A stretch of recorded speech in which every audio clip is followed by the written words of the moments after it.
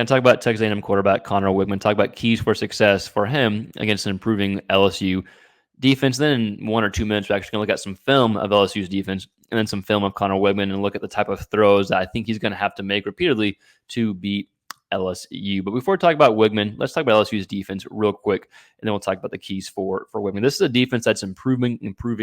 Like if there's one word that comes to mind, it is improvement throughout the entire season. So maybe that's 4 or 5 words, right? But if you look at the game against USC, South Carolina, then what they've done against Ole Miss, what they did against Arkansas last week, you can see improvement. You can see the defense is changing depending on who they are playing. But one thing that they've done, even though they've changed their approach a bit, one thing they've done is they've been able to get pressure pretty much in every game. Even against South Carolina, where South Carolina put up 30-something points against them, they still had 7 sacks. They had a lot of pressure, and they blitzed a lot. Against Arkansas, they blitzed a lot. 43% of Taylor Green's dropbacks, they blitzed. Against Ole Miss, only 19%, only 19% of Jackson Dart's dropbacks, they blitzed, and they still got 7 sacks. So the past few SEC games, they've been able to get a lot of sacks on the quarterback 2 different ways. One, they've been able to use blitzing appropriately. Then 2, they've also been able just to get pressure with their front 4. It's by far their strength of their defense is their front 4. Now, I do think their secondary is still an area that you can expose. However, they are playing more disciplined football. But the clips we're going to see, you're going to see that I think there's some opportunities to push the ball downfield, right? So the main theme for LSU's defense, they've improved. They want to get pressure. They've gotten pressure on the quarterback by blitzing. They've gotten pressure on the quarterback by just sending 4. Their secondary, I still think, is their weak area, but it is improving, and they're playing more disciplined football, right? So with that said, what are the keys for Conner Weigman? Well, the biggest theme when I'm thinking about Weigman, how you can describe success is he needs to be consistent throughout the entire game. We need a Mizzou performance if you're an A&M fan, right? As I say we as if you're an A&M fan, but we need a Mizzou performance, not a Mississippi State performance. The Mississippi State performance I thought was ups and downs. Like it wasn't like a Notre Dame performance where everything was just bad, right? Like that first drive by Weigman was perfect football. Take what the defense gave you, convert on 3rd down, throw a big time throw for a touchdown. You need that consistently throughout the entire game. So key number 1, opportunities for deep shots.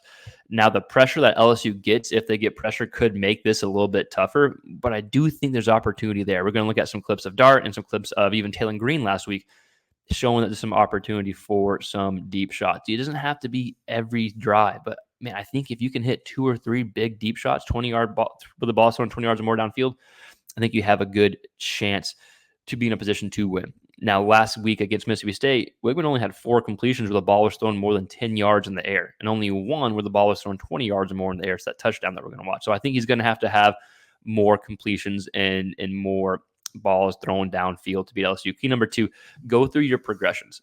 Now, we saw this against Mississippi State. We saw a few good plays where he's reading the defense, going through progressions, going from field side to boundary side.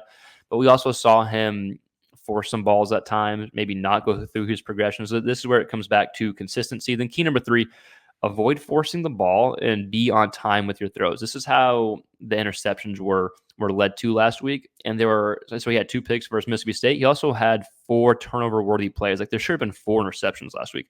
And it all came from not being on time, forcing the ball. So you're going to have to avoid those mistakes, right? So opportunities for deep shots, go through your progressions and avoid forcing the ball and then be on time. And that hopefully will lead to a consistent game. And if you're an A&M fan, will lead to a victory versus LSU. So with that said, let's go ahead and look at LSU's defense, and then we'll go ahead and jump into some clips of Conner Weigman. The clip we're going to watch, it's a clip of Jackson Dart. It's the opening series, I believe, against LSU's defense, and it's just a drop ball by the Ole Miss receiver. But it's a good example of the shots that I think are going to potentially be there. Now, again, the pressure that LSU has been able to get may affect it, and that's been their main strength of their defense.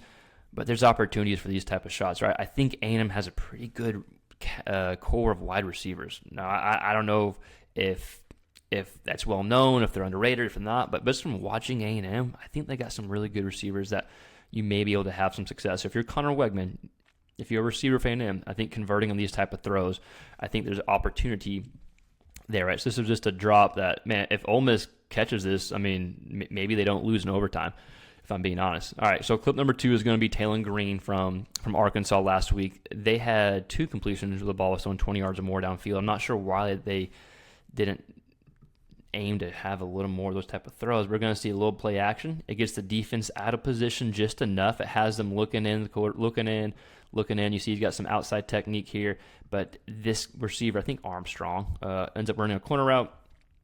Notice, boom, he comes up here, and then he's like, oh, crap, Green may run. Now, that may be because Green's a threat to run, and Weigman not so much.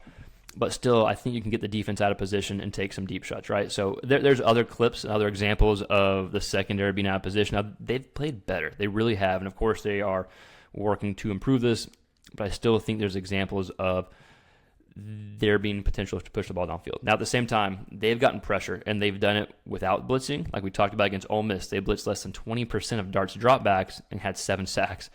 Against Taylor Green, they only had 3 sacks, which is still a good amount, but had 18 total pressures, and they blitzed 43% of the time. So here's Whit Weeks. This guy's awesome. If you haven't watched him play, man, he's bringing that LSU defense to life, in my opinion. But they're able to cause this turnover here, and this turnover, this is what led them to a touchdown to get 24-10, and then there's no shot. Arkansas is coming back after that. So you want to avoid those type of mistakes. But this is a good example of what LSU's defense can do. They can get pressure, and they do get pressure. So if you're Weigman, it's okay to take a sack or two. It's okay to throw the ball away. It's okay to get pressure.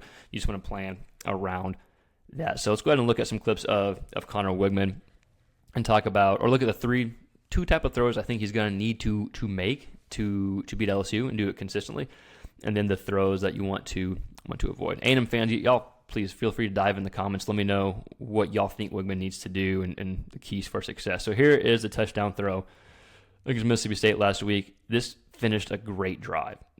I think Weigman had 3 third-down conversions, some good throws, great protection here, pushes the ball downfield, good touchdown. Again, his only completion of the ball was thrown 20 yards or more in the air was here, but I do think there's opportunity for these throws to be made. Now, the caveat is, I don't even know if I know what that means, but the thing is, are you going to be able to get this type of protections against LSU's defense? I'm not sure, because Mississippi State's defense is not very good. They don't have a very good pass rush.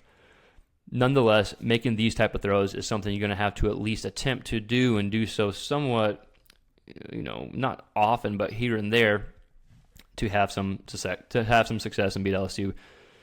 Again, I do think it can open up the run game as well. Okay, key number 2, go through your progression. This was a 3rd and 23. And I talked to some A&M fans, and they were upset with Weigman not going through his progressions, not seeing the field. And I get it, because there were definitely some throws where he didn't see the field. I totally get it. But this throw he did. He looks field side, then he's able to maneuver in the pocket a little bit because he has great protection, and then throws boundary side. Ends up being a big conversion for a 3rd and 23 that they're able to get a field goal and get it by a touchdown against Mississippi State here.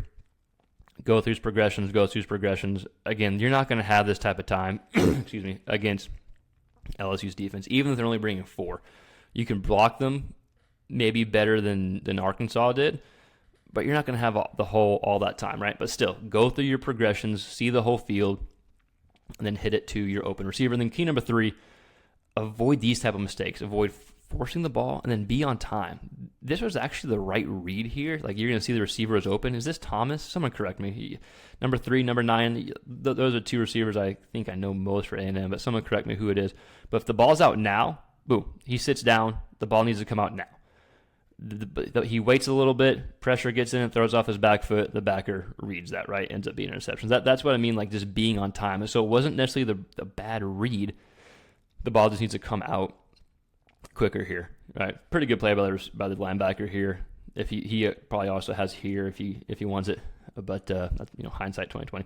But he's sitting and waiting, and then Weigman starts throwing the ball now off his back foot, just kind of hangs, and that's where the pick comes. So you want to avoid those type of plays, right? So big keys for Weigman: opportunities downfield, go through your progressions, and then be on time and avoid forcing the ball. But all right, A&M fans, y'all let me know y'all's thoughts in the comments below. What do you think Weigman needs to do? If you're an LSU fan watching, what do you think your defense needs to do? And we're going to have a Nussmeier video. If it's not out already, it will be out soon, kind of going through his keys and what the A&M defense needs to do on their part. But as always, let us know all your game thoughts in the comments below. There's obviously a lot more keys than just how the quarterback plays, but that's all we talk about, the quarterback perspective. So you like that type of content, please consider subscribing to the channel. We talk a lot of SEC quarterbacks, but please like, share, subscribe. Helps us grow. We'll see you next time. Peace.